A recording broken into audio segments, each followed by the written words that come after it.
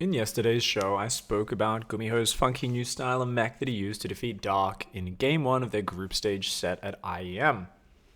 We saw Gumiho running circles around Dark with Hellions and Speed Banshees.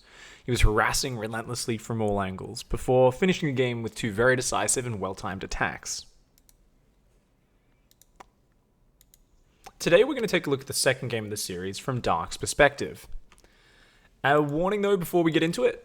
Dark is about to punch Gumiho in the face a few times. He's going to switch on God mode after losing that first game of the set, shut him down at every turn, and it's going to get pretty nasty pretty fast.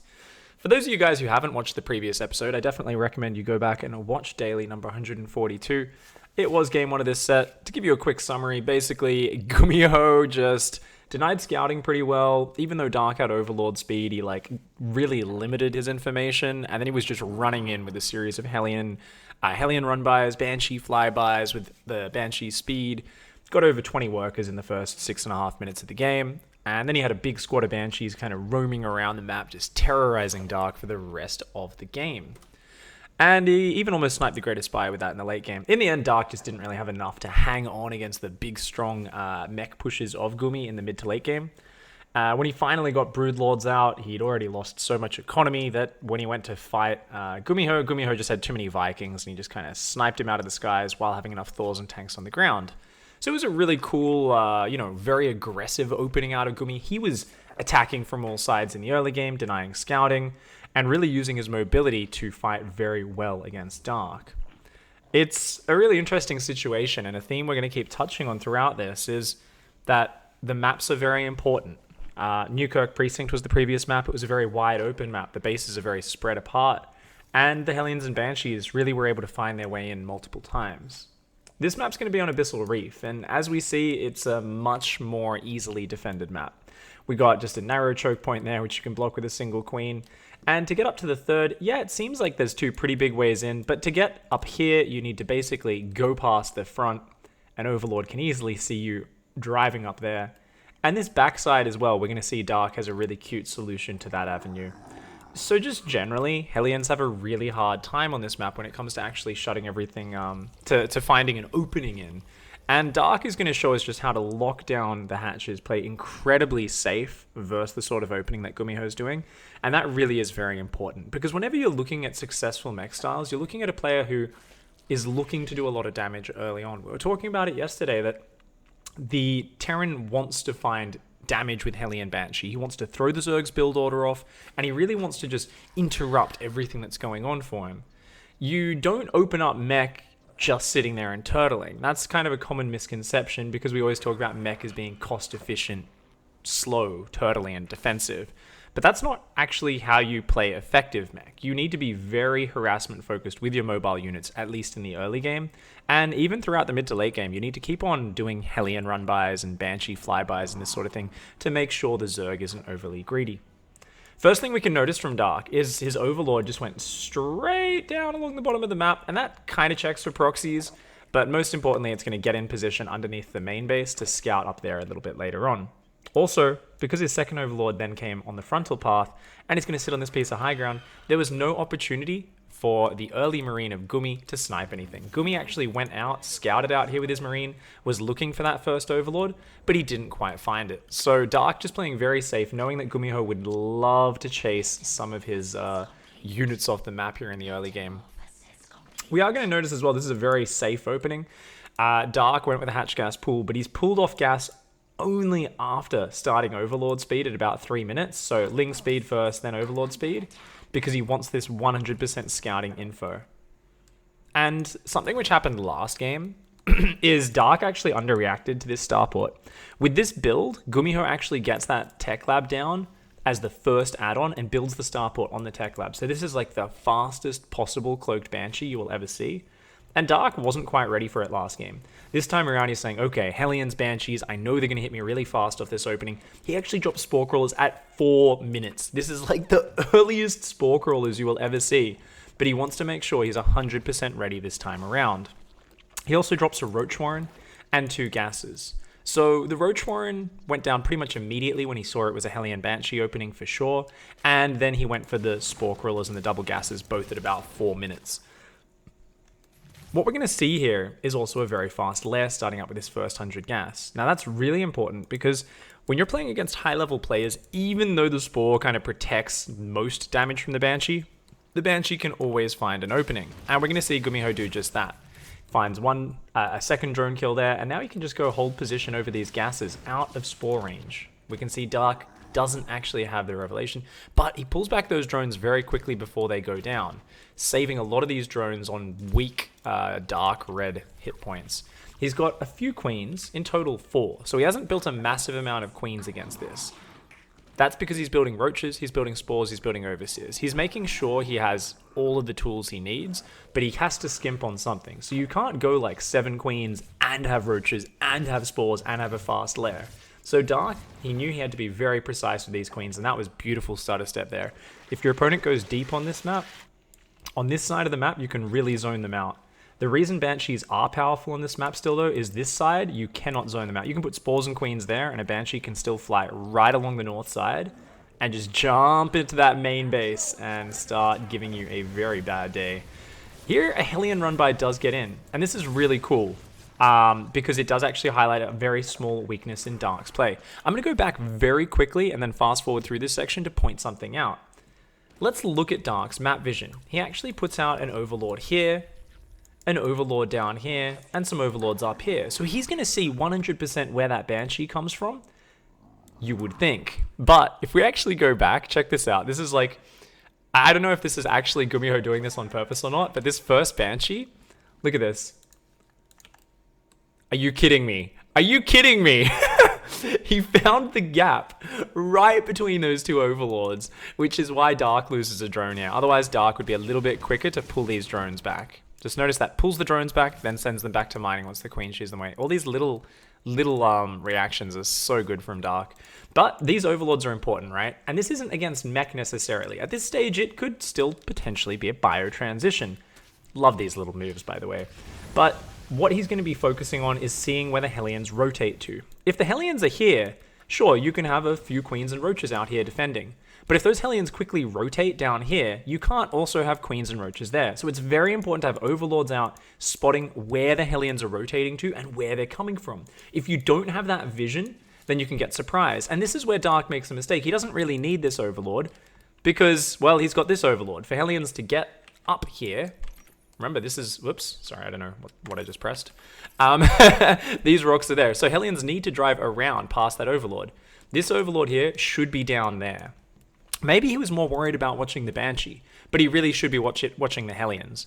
And even though he's going to have a very cute little Evo chamber wall going up here, we see, look at this, isn't that sexy? Just walling off this back. He doesn't see these Hellions until they're right on top of his base. They walk right on in. Normally you'd want a Queen there on hold position, and he actually loses 4 drones unnecessarily. If he had this Overlord down there, spotted those Hellions a moment faster, he would have been able to shut that down. And in this moment of distraction, Dark does make a mistake. Even the best Zerg in the world here fails to pull his drones back on his natural. What's he doing? He moved the Queen to respond, but he didn't pull the drones back that time. Gave away 4 drones for free. So he should have, as soon as he saw the Banshee, boxed those drones, click them on that mineral patch. And that would have made all the difference there. Now his Overseer is going to keep scouting at the same time. He's like so on top of checking what the transition is, and he's like, yeah, you're definitely going Mech, and I see your 2nd and 3rd factory timing. So there's still quite a long time before you could actually build tanks and Thors and those sort of frontal pushing units. All you can build for now is Hellions and Banshees. But he sees the factory still in the reactor, the starport's still in the tech lab, so there are still Hellions and Banshees building. And you see he is going to mix a few more Roaches in here and there. He's not just sitting on 4 or 5 Roaches saying, Roaches beat Hellions, I only need 4 of these, and then 20 Hellions and Banshees rock up and just overwhelm him. So Dark does a very fantastic job of just macroing on up. He gets these double upgrades, and he starts to skirmish out on the map a little bit. You're going to see more and more Roaches coming in as he respects just how many Hellions there are out on the map. And as we see, a couple Cyclones, a couple Banshees, and he's like, oh god, get out of there. He wants to fight for his creep spread, he wants to defend it, but at the same time, you don't want to fight when you're outnumbered that bad. He's going to need to wait for a few reinforcements, his Queens, and then respread the creep tumors. So at this point, there is going to be a slight lull, and I do want to talk about the build of Dark and how he got to this point. what are the big changes against this sort of very aggressive Hellion Banshee opening, which is one of the most common ways to go into Mech? And really, any non-stop Hellion producing build, whether it be with Liberators or Banshees, it's the same sort of response.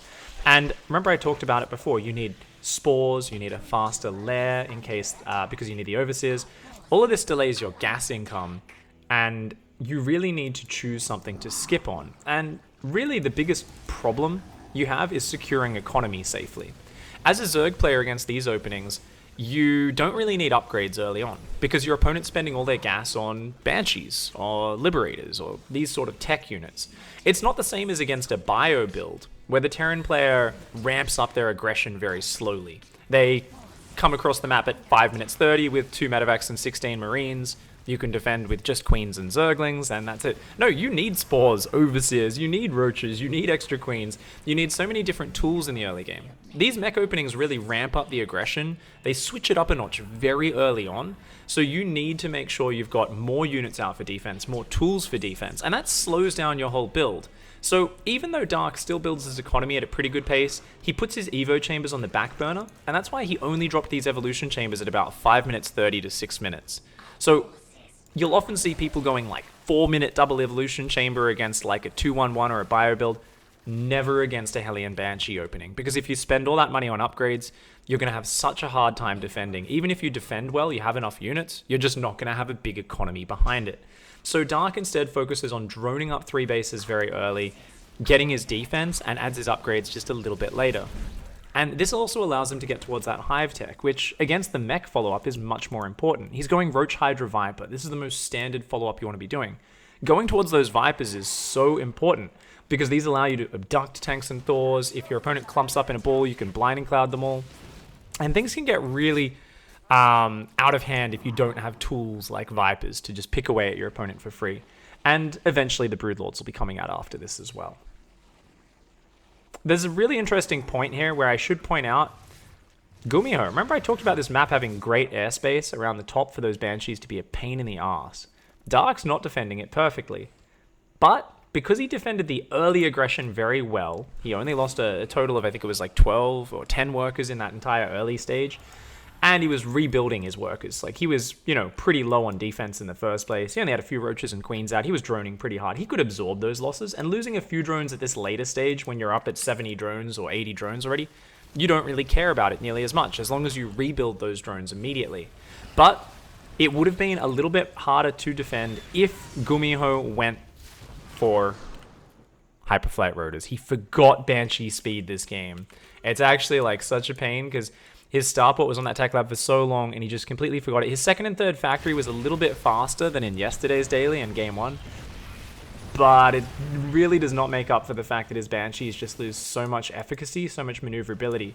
Normally, we can see him running around with these Banshees, cutting in from the sides, sniping off drones wherever he can. But in this game, they constantly get trapped by Queens and Hydras and shot down. So you see he's going to come in again. It's like, oh cool, get a few drones. And this looks fantastic. This looks great. But we see so quickly, if he makes a single wrong turn, those Banshees are just not maneuverable enough to get out of there. And every time he loses a Banshee, he loses power. You really want to have those 2-squad Banshees so that you can one-shot workers and just blast them out of the sky. All things considered, let's go back to Dark's vision. What really has been his game plan so far? It's just defend. It's just turtle defend. And why is that economy so important rather than the upgrades? Because once you get to this stage of the game, notice Dark's playing it very carefully. He went down there, he abducted a few Thors. Like, that was a really cool move. That was a nice move from Dark. But that's not the most important thing. The most important thing is to be very patient, continue his upgrades, get Vipers, get Roaches, Hydras, and get his Broodlords. This is not a game where you want to just instantly try and finish it with your first max out. When you're playing against Mech with this style, you really want to play a little bit more careful. Look, he's trying to grab units where he can, trading off Roaches and Hydras, occasionally losing Vipers, which he's not too happy about. He'd rather get away without them. But nonetheless, he can afford it. Why can he afford it? It's all about the 5th base. Your 5th base, getting up at a good time and starting to mine gas, getting up 10 gas geysers, is so vital. What we saw with Gumiho beating Dark in game 1 is one of the biggest problems Dark had is he didn't have enough gas for enough Broodlords, Corruptors, and Vipers. He was kind of able to defend the army a little bit with Hydras and Roaches and Ravagers, but even then, the trades were never that good because he never had enough of these really efficient units that make the composition. The Vipers in the mid game just totally wreck the tanks and Thors. But then the Terran starts to get out a decent little Viking count, focus firing the Vipers, so each time you get an Abduct or two off, you're losing a Viper, and it starts to not be the best trade. That's when you start adding Corruptors in with the Vipers as well, and then Broodlords. And it becomes so much harder for Terran to fight that unless they get up to things like lots of Battle Cruisers and Ravens, which I guarantee you takes a hell of a lot longer than it takes you as a Zerg to get up Corruptors and Broodlords. They need so much production and so much time to get up that army. So what Dark's real goal has been is secure the 5th base in a timely fashion. That's why he focuses on economy over upgrades, because he's just chilling in this late game anyway. Forgot to turn my alerts off because I'm an idiot. That's cool. I'll turn it off right now while we just continue. Sorry. Thank you very much for the follows, guys. Do appreciate the support. I'll just turn the sound alerts off very quickly because I know otherwise they're just going to get spammed in. Thank you very much. Had a little bit of trouble getting the stream started this morning, which is why everything's been slightly off. Notice Dark comes in here for a little bit of a trade. Let's watch that fight one more time, guys. So Dark here is looking for a nice little angle, and what we're going to see is a little bit of hold position micro. This is something you want to use a lot. You want to abduct units, hold position your Hydras, so that they shoot the Vikings down. If you don't hold position them, they'll attack move towards the siege tanks. But he kept them in there on hold position, so that he could shoot the Vikings. If you can abduct the Vikings, especially if you catch your opponent when he's not looking, you can grab a whole bunch of Vikings, get your Vipers out of there, and hold position and blast them out of the sky. If you've got creep spread as good as Dark, you can also do something really cool, which you'll see a lot of European and sometimes some American players doing as well, where they add a lot of Queens into the composition. So even as the Vipers are getting shot down by the Vikings, they're getting transfused. That way you're not giving up any of your gas income and you're still picking away at those rather expensive Vikings. At this point of the game, Dark really is like, you know what? I got a pretty good Broodlord count now. I've got 7 Broodlords, and I'm adding in a lot of Corruptors. Getting a whole bunch of Corruptors in front of those Broods is super important. They always do well versus the Vikings. They take a long time to die versus Thors. And for the Terran player to deal with this, he really needs to be pushing you before you get to these points. In the game where Dark lost, he didn't have enough momentum, and Gumiho pushed him with his big mech army, only a couple Vikings before Broodlords got out, started sniping off creep and bases. His next push, he pushed before there was enough Corruptors with the Broodlords, and the Vikings just sniped them out of the sky. This time, Dark has the entire map covered in creep, and he's been the one going over to Gumi's side of the map, abducting units, picking them off. Go in, abduct unit, pull back. Go in, abduct unit, pull back. He's finally here looking for another big frontal push, and we are going to see him come in, Parasitic Bomb and Corruptors, try to engage those Vikings. And he's going to try to fight this. Now, for you guys who are wondering about the hotkey setup as we watch this battle, it's 1, Hydras, Roaches, any ground units. Number 3, Corruptors. And number 4, he's got his, it's Corruptors and Vipers. And number 4 is Broodlords. He wants to be able to individually stutter step and micro those Broodlords so that he can move and shoot with them. Broodlords are actually one of the best stutter step units. So if Thors start trying to run underneath them or something crazy like that, he can always micro them around and also focus fire them individually. These Corruptors went a little bit YOLO there. You can see Gumiho never really had the money to just cover his side of the map in turrets.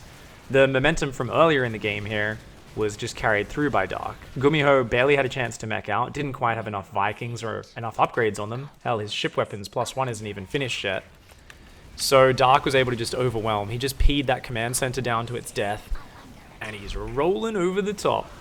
You can notice there's going to be a moment here where he realizes he's putting all his firepower into that planetary, and Dark is going to have to pull his units back, because otherwise as these Vikings and Thors push forward, all of his units will be shooting the planetary fortress rather than the actual units that are engaging him. And as the tanks come forward, you can see he's going to start trying to focus fire these with the Broodlords when he can. The Hydras are going to try and focus down the Vikings. You can see every now and then there's that red shift point. That's him going shift click on those Vikings with the Hydras. I'll show you guys that one more time. And you can watch the bottom display bar to see what Dark is actually controlling in real time here. These Hydralisks, there you go, you can see shift click. But then as the Vikings pull back, he cancels the order. The Vikings come forward, he goes click, click, click. Or he might be a click, shift, shift, shift. But you can see the rally point, that red mark, that's his Hydras being targeted on those Vikings. He wants to get rid of the Vikings. That's his real job with the Corruptors and Hydras, and the Broodlords can take care of pretty much everything else on the ground. I really like the way that Dark focuses on using this composition. Me, when I play, I super focus on Vipers. I get obsessed with Vipers. I just build like 8 Vipers and I stay on pretty much mass Hydra with a couple of Roaches all game. I think Dark style is a hell of a lot more solid, but my style that I like to do that with, it's actually a really good practice routine for any of you guys who aren't good with Vipers. Don't try to go straight to Broodlords if you've never really used Vipers that much. If you're struggling against Mech, you should really focus on practicing your Viper control with just Roaches and Hydras, mostly Hydralisks, and really focus on using that hold position. Magic boxing your Vipers to clump them up together so you can jump in from an unexpected angle and suddenly abduct 5 Vikings and then pull them out.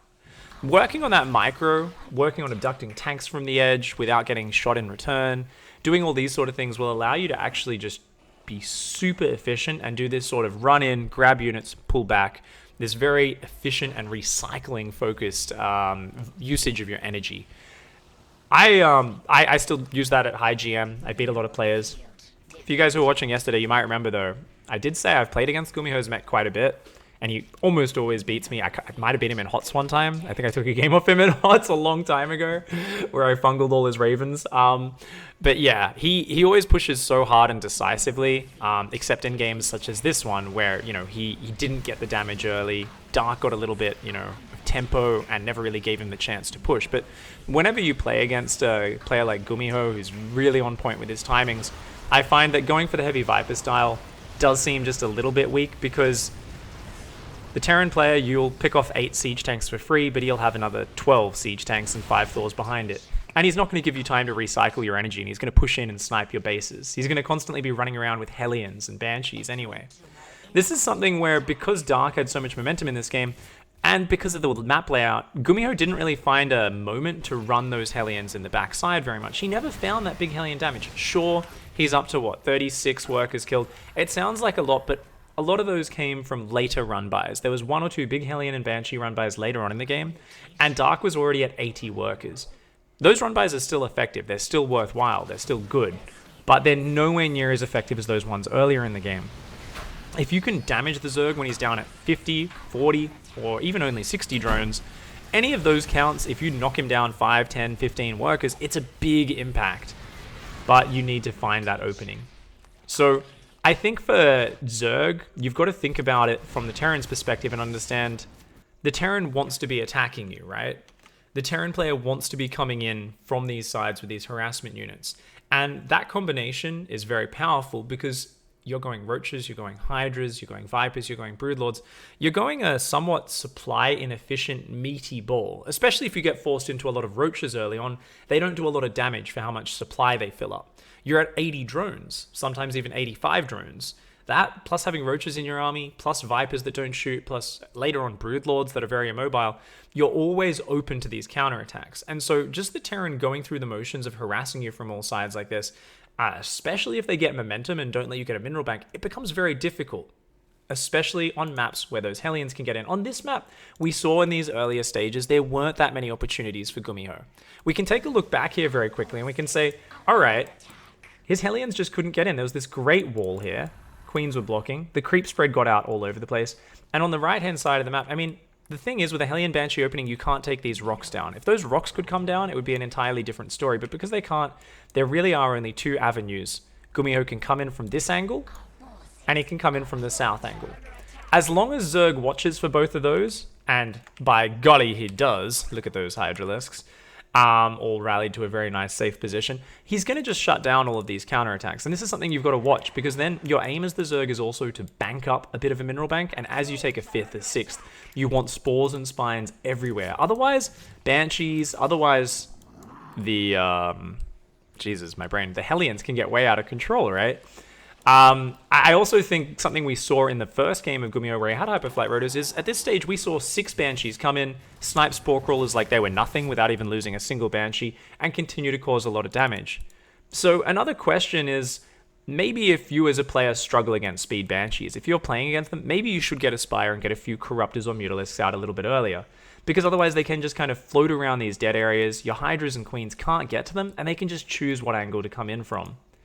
I think there's definitely something to be said for actually being a little bit, safer in that regard. Dark being the best player in the world, he's going to try and skimp on that defense a little bit. He's going to try and get away with that. And it definitely kind of pays off, but I think there are a few opportunities as we kind of progress through this game. What if there were a few more Hellion run-bys? What if this creep wasn't quite as far and there were Hellions running in on this south side, into here, into this base? A single spine crawler isn't going to stop that. We see some attempts at this from Gumiho, but because he'd lost so much map control, because he let so much creep out, he wasn't able to get damage. So as Dark, as the Zerg against Mech, this creep spread ends up exceptionally important. And not just creep spread, but if you don't have that creep spread, having spotting units out on these very far flanks of the map where Hellion surprise attacks are going to come from, being able to see where those attacks come from and shut them down is very vital. Because the moment you lose 20 or 30 drones, the moment you fall a little bit behind on your Broodlords, your Vipers, then the Terran has enough Vikings out to match your army. Then he has Ravens coming out and potentially battle cruisers. Or simply he's pushing into your bases before you're ready to defend it. And shit can get pretty nasty pretty fast. So guys, that's going to be finishing up today's daily. So what happened in the rest of this series? I talked about how Abyssal here doesn't have that many angles to attack. Newkirk did have more angles to attack. Gumiho won with that. So Zerg actually becomes more reliant on maps where they can shut down the mobile aggression and actually enjoys the defensible maps against Mech with this style. And that's a sort of role reversal from what a lot of people think about. And what was very interesting, I wish I could see the vetoes of the maps, is the third map in their series was Proxima Station. It's like the most shitty map for Hellion run-bys. You sit your units out front between the third and fourth, and no Hellions can ever get in. And I'm pretty sure this was a big reason why Gumiho actually didn't play Mech in Game 3. He tried to play Bio. He got outclassed a little bit. It's not like it was a super one-sided game, but he did end up losing.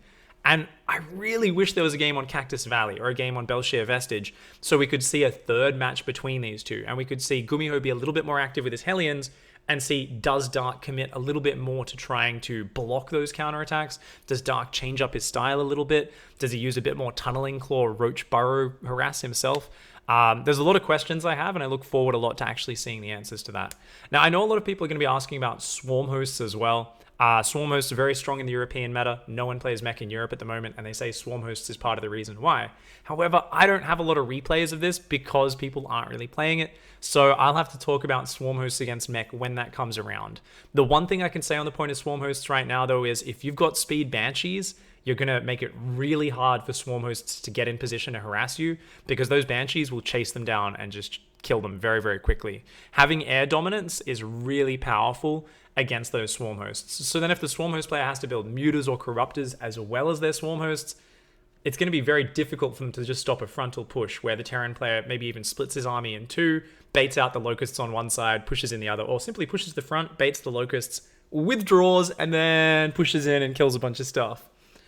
Yeah, so I don't know. Hopefully we'll see more Mech games and I can talk about this a little bit more in the future. That's all for now, guys. Don't forget to hug a watermelon, kick a walrus, and of course, punch a penguin in the cankle. I'll see you guys next time. Goodbye and good night.